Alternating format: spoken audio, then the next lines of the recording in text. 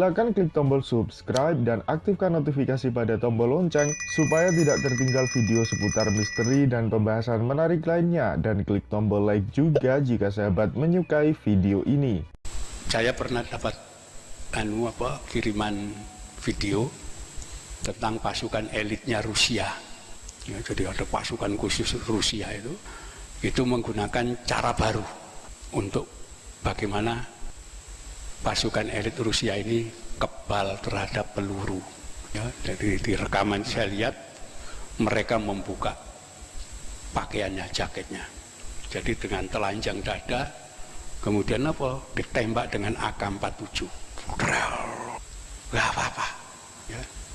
Ternyata penjelasannya mereka menggunakan mantra-mantra zaman agama kuno Rusia. Mantra. Ya, pakai tungo, ini gendeng ya. Ini pasukan elit.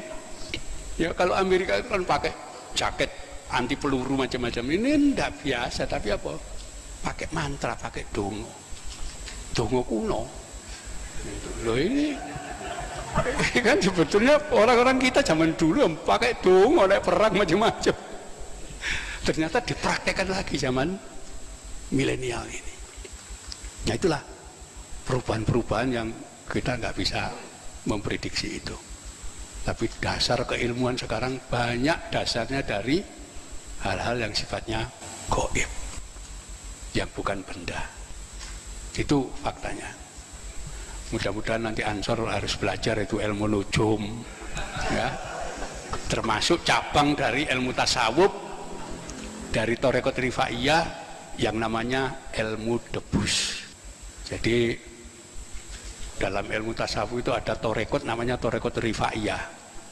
Ini berkembangnya di Baghdad. Syekh Ahmad Rifai ini punya metode untuk menilai murid-muridnya. Syekh Ahmad Rifai ini dalam menilai murid untuk mengetahui muridku itu sudah khusyuk atau belum ketika zikir. Nah, disitulah ada yang namanya metode dabus. Ketika murid-murid sedang zikir, la ilaha illallah, la ilaha illallah, itu dengan suara keras, dipatokkan ular kobra, cetok. Kalau berteriak kesakitan, wah gak khusyuk. Itu ada metode itu. Habis itu dia bikin obor. Muridnya ketika lagi zikir khusyuk, dibakar dengan obor punggungnya. Kalau dia kesakitan gak khusyuk, ya, di situ. Sampai kemudian menggunakan dabus, itu besi tajam kok jarum gitu, taruh di punggungnya, dipalu, dawar, gak luka. Ambil batu, kepalanya dikepruk batu, keluar, kapopo. Ya, di situ memang seperti itu. Nanti kemudian dia bikin bara api itu dari sini ke sana. Muridnya suruh berjalan, ayo jalan kamu, sambil zikir jalan gitu lewat itu. Kalau dia kesakitan panas gak khusyuk. Thariqat Rifaiyah itu masuk ke Indonesia, kemudian praktek ya, nguji murid khusyuk enggak, yang disebut debus itu kena wong Indonesia. Berubah dari metode untuk mengukur kekhusyuan santri bisa berubah jadi kesenian debus. Itu kreatif orang Indonesia, di tempat lain nggak ada itu. Ya. Thariqat Rifaiyah di Mesir juga ya masih tetap aja untuk metode mengukur kekhusyuan seseorang. Tapi di Indonesia itu sudah jadi, oh ini debus Banten, debus Cirebon, ada debus Aceh. Jadi kesenian. Itulah kreatifnya orang Indonesia. Jadi ada ilmu-ilmu itu berkembang, ya.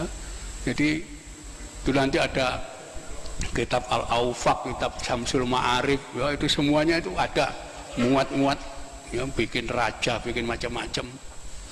Ketika punggungnya seseorang ditulisi dengan minyak, ya, biasanya pakai minyak salma atau jakfaron, ditulisi, di punggungnya seseorang. Setelah itu diusap begini, habis itu dibacok, apa-apa. Jadi nggak usah takut atau grogi dikatakan itu klenik, oh enggak, wong itu dasarnya dari Al-Quran semua kok, ya. Jadi saya itu praktek dulu dengan anak-anak itu kok Al-Quran. Ceritanya waktu Nabi Ibrahim dibakar oleh Namrud. Baca, ya narukuni barda wassalama ala Ibrahim. Dibaca. Kenapa? Main sepak bola api, jalan di atas api, nggak panas kok. Loh, doanya ada di Al-Quran, ya. Nanti ada misalnya ini doanya Nabi Yunus ketika ditelan ikan. La ilaha illa anta subhanaka inni kuntu minadz dzalimin. Diwirid dengan cara tertentu. Setelah itu apa? Silakan nyemplung ke laut atau ke air sumur, berendam di sumur, tenggelam. Insya Allah sampai 20 menit nggak apa-apa. Padahal kita agak sampai 3 menit meledak ini sudah.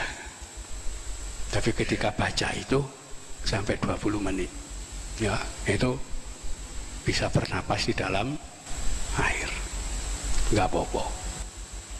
Itu sudah dipraktekkan teman-teman Banser di Kediri, Blitar, Tulungagung, praktek itu semua sudah. Indonesia ini wilayah di tengah laut.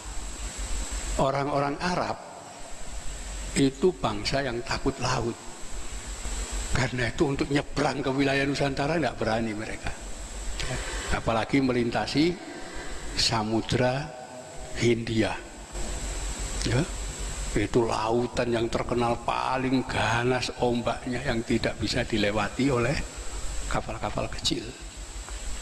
Sementara dari Arab, kalau ke Cina, orang cukup naik kuda atau naik onta, itu pasti sampai. Ya, nggak tahu itu 6 bulan, nggak tahu 8 bulan, mesti sampai. Kenapa? Daratan.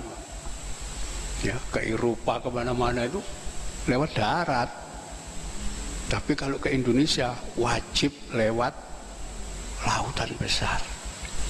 Itu sebabnya mereka tidak berani datang langsung ke Indonesia.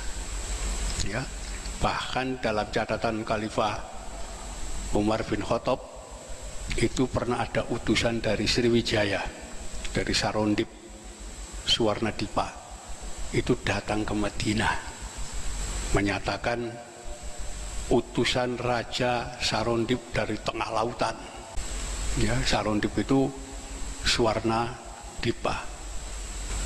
Nanti pada masa Khalifah Umar bin Abdul Aziz, ya, yaitu dinasti Umayyah, utusan dari Sarondip, dari Suwarnadipa itu datang lagi ke Damaskus kali ini. Kalau yang pertama ke Madinah, yang kedua ke Damaskus. Mereka menyatakan tinggal di wilayah yang kaya raya, yang subur, ya, rajanya memiliki 1000 gajah, dan itu adalah tanda-tanda wilayah Sriwijaya di Palembang. Utusan ini menyatakan raja ingin penjelasan tentang agama Islam, ya, dan raja memohon kepada Khalifah untuk mengirimkan pendeta-pendeta Islam ke Sarondip. Dan itu nanti ada catatan dari Khalifah Umar bin Abdul Aziz, permintaan raja dari Sarondip tidak bisa dikabulkan. Kenapa? Tidak ada satu orang pun yang berani pergi ke Sarondip yang letaknya di tengah lautan. Nah, itu artinya yang berani melewati lautan itu orang Indonesia. Orang Arab tidak berani. Kenapa? Loh, negara kita memang di tengah laut. Arab tidak berani. Sampai zaman modern ini, yang namanya negara-negara di Semenanjung Arabia itu, ya, hampir gak punya angkatan laut. Ya, Saudi, Yaman, Uni Emirat Arab gak punya angkatan laut mereka. Angkatan darat punya, angkatan udara punya, tapi angkatan laut. Sampai Israel itu kan ya negara wis maju, ya, gak berkembang angkatan laut. Kenapa? Orang Yahudi juga takut laut. Kenapa loh, mereka orang gurun loh. Yang berani lewat cuman orang Indonesia. Yang pada abad-abad jauh sebelum Masehi orang kita sudah kelayapan ke India, ya, ke Mesir, ya, kemudian ke Madagaskar, ya, ke Cina, kemana-mana. Jadi orang Indonesia ini sudah dikenal zaman kuno, suka mengembara ke berbagai negara, itu sampai di lautan Pasifik, ya, negara-negara Hawaii itu hampir mengenal tradisi budaya Nusantara. Bahasanya pun bahasa Austronesia, bahasa Nusantara. Jadi kalau kita ke Hawaii sana, itu ada bahasa lokal, bahasa penduduk Hawaii. Itu banyak menyimpan kosakata basa Jawa. Hitung-hitungan, esa, rua, telu, pat, limo, enam, fitu, wolu, songo, sedasa. Basa Hawaii. Nanti di Afrika itu ada pulau besar namanya Madagaskar. Ya, itu juga kosakata basa Jawa banyak di dalam bahasa Madagaskar. Ya, kalau hitung-hitung, esa, dua, telu, pat, limo, 6, fitu, wolu, songo, fuluh, 20, 30, 40, 50, 60, 70. Loh, ini di Afrika loh. Artinya wong Jawa kelayapan sampai ke daerah sini dulu. Jadi pelaut-pelaut itu udah zaman kuno. Nah, itu sebabnya karena tidak ada orang dari Timur Tengah yang berani nyebrang laut, akhirnya Islam masuk Indonesia itu muter dulu lewat Cina, setelah itu lewat Champa itu Vietnam Selatan, baru masuk Indonesia. Mudah-mudahan ini bisa membuka wacana kita yang manfaat bagi kita sekalian di tengah perubahan zaman yang sudah gak karu-karuan ini. Mudah-mudahan kita tetap beriman dan takwa kepada Allah Subhanahu wa Ta'ala. Silakan klik tombol subscribe dan aktifkan notifikasi pada tombol lonceng supaya tidak tertinggal video seputar misteri dan pembahasan menarik lainnya, dan klik tombol like juga jika sahabat menyukai video ini.